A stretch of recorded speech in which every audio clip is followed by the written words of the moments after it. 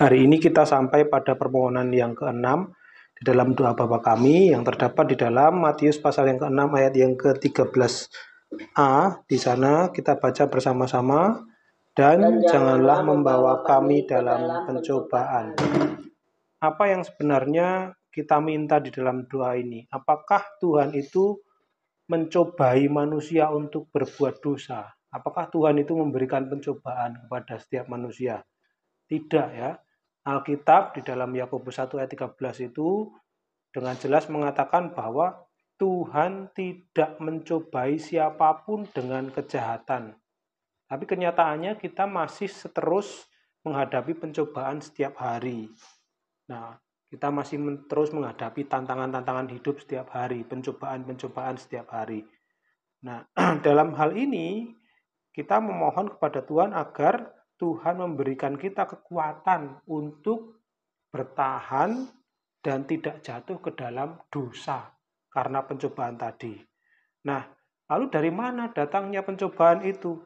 Dari mana kita mendapatkan pencobaan yang mengancam iman kita, yang mengancam jiwa kita? Yang pertama, pencobaan itu berasal dari diri kita sendiri. Kenapa kok bisa diri kita sendiri memberikan pencobaan bagi kita?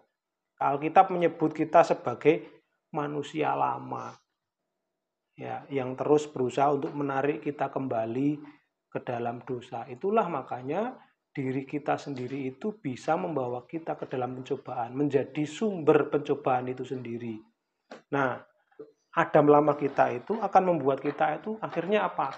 Akhirnya contohnya malas untuk membaca Alkitab, malas untuk berangkat beribadah ke gereja, ya, malas untuk merenungkan firman Tuhan, lalu rakus akan hal-hal yang duniawi, pengen lebih dan lebih, tidak cukup, segala sesuatu masih kurang terus, mudah cemas, khawatiran, ya kan, kalau ada sesuatu takut. Nah, itu sesungguhnya adalah pencobaan yang berasal dari kita sendiri, iri hati, lalu kita seringkali berbicara buruk tentang sesama, menipu orang lain, membenci orang lain, padahal kita itu dipanggil untuk apa? Untuk mengasihi.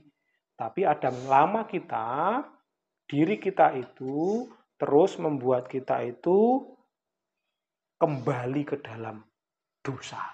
Itu Adam lama kita. Yang kedua, pencobaan itu bisa datang dari dunia. Apa yang dimaksud dunia? Dunia itu adalah lingkungan sekitar kita. Lingkungan di mana kita berada. Dunia anak-anak berbeda dengan dunia anak orang dewasa. Dunia anak sekolah, dunia anak muda, dunia orang dewasa, itu adalah tempat di mana kita hidup. Nah, dunia seringkali menggoda kita dengan yang namanya apa? Kemuliaan, kehormatan, lalu kekuasaan. Kita ingin memiliki yang namanya popularitas seperti yang dimiliki orang lain. Kalau kita lihat dunia maya sekarang ini, ya, menawarkan kepada kita yang namanya popularitas, ya, sehingga kita itu salah arah. Kita bisa melihat bagaimana orang-orang memamerkan apa yang mereka miliki, apa yang mereka capai, sehingga itulah dunia yang membuat kita itu pengen memiliki lebih seperti orang-orang yang menunjukkan milik mereka itu. Dunia membuat kita ingin selalu menjadi yang pertama, ya, pengen jadi bintang, dapat yang pertama. Kita pengen memiliki lebih banyak daripada yang orang lain miliki. Kalau orang lain punya ini, saya pengen ini. Kalau orang lain punya itu, saya pengen itu. Itulah dunia yang di sekitar kita. Dunia juga membuat kita khawatir kalau nanti kita nggak bisa mengikuti kehidupan di sekitar kita. Maka kita jatuh dalam pencobaan yang berasal dari dunia. Di sisi lain, dunia juga sering membuat kita itu tidak sabar, marah, ya, kecewa, takut, khawatir tadi. Betapa sering kita jatuh dalam dosa karena kita membiarkan diri kita itu dipengaruhi oleh lingkungan, oleh dunia di sekitar kita. Apalagi di dunia medsos ini yang banyak sekali membuat kita terpengaruh. Ya. Hati-hati terhadap pencobaan yang datang dari dunia. Yang ketiga, pencobaan itu juga datang dari iblis, ya. Dari sejak Adam dan Hawa diciptakan, iblis itu sudah menggoda kita. Dia menggoda kita untuk berbuat dosa, untuk menjauhkan kita dari Tuhan. Ya, makanya tidak mengherankan Adam dan Hawa itu digoda untuk ragu-ragu terhadap firman Tuhan.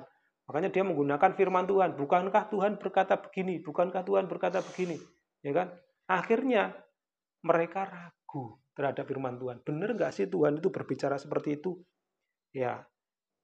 Jadi iblis selalu berusaha untuk membuat kita ragu. Hati-hati zaman sekarang, iblis membuat kita ragu dengan berbagai macam cara. Kalau kita sudah ragu terhadap firman Allah, nah disitulah kita tahu bahwa iblis itu sudah benar-benar mencobai kita. Nah, tidak mengherankan ya zaman sekarang kita sering bertanya, apakah Tuhan itu benar-benar ada? Apakah Tuhan itu benar-benar mengasihi saya? Kok saya itu seperti ini nasibnya? Kok saya sekarang hidupnya susah seperti ini? Ya, di manakah Tuhan itu? Wah, kalau sudah bertanya seperti itu, itulah pencobaan yang datang dari iblis. Ya ingin kita melupakan firman Tuhan, mengabaikan doa. Ngapain sih doa lagi ya kan? Kita nggak perlu doa lagi. Dan kita dipengaruhi untuk berhenti mengasihi sesama.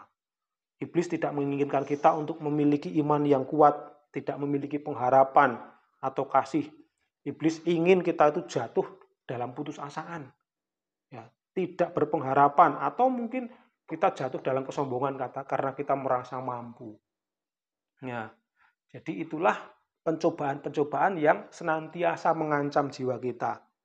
Ya, iblis itu seperti ular, ya, seperti ular. Jadi dia ketika menemukan celah kecil, seluruh tubuhnya akan mengikuti, ya kan? Itu ular. Begitu juga iblis, jika ia menemukan satu pintu terbuka dalam hidup kita, ia akan masuk dan menghancurkan kita. Nah, itulah sebabnya kita harus berlari kepada Tuhan setiap hari, mencari perlindungan dan kekuatan melalui doa. Maka kita berdoa, janganlah membawa kami ke dalam pencobaan. Kita sedang meminta Tuhan untuk menopang kita, memberi kita kekuatan agar tidak jatuh dalam kegodaan tadi, dan melindungi kita dari musuh-musuh kita, yaitu apa tadi? Iblis, dunia, dan diri kita, kedagingan kita, manusia lama kita. Oleh karena itu, mari kita hidup dalam kesadaran bahwa kita membutuhkan Tuhan setiap hari. Mari kita bersandar kepada Tuhan, mencari pertolongan Tuhan di dalam doa, dan percaya bahwa Tuhan yang memanggil kita akan memberikan kekuatan untuk kita bertahan menghadapi pencobaan itu. Kiranya kita dikuatkan dalam menghadapi pencobaan dari diri kita sendiri, dari dunia yang menyesatkan, dan dari serangan iblis. Kiranya Tuhan memberikan kita kekuatan, iman, sukacita, dan damai sejahtera saat kita berperang secara rohani melawan musuh-musuh itu. Amin. Mari kita berdoa. Tuhan, kami menyadari bahwa kami setiap hari menghadapi berbagai macam pencobaan yang datang dari manusia lama kami, datang dari lingkungan di sekitar kami, bahkan juga dari iblis yang ingin menjauhkan kami dari kasih-Mu. Oleh karena itu kami memohon kepadamu, janganlah membawa kami ke dalam pencobaan.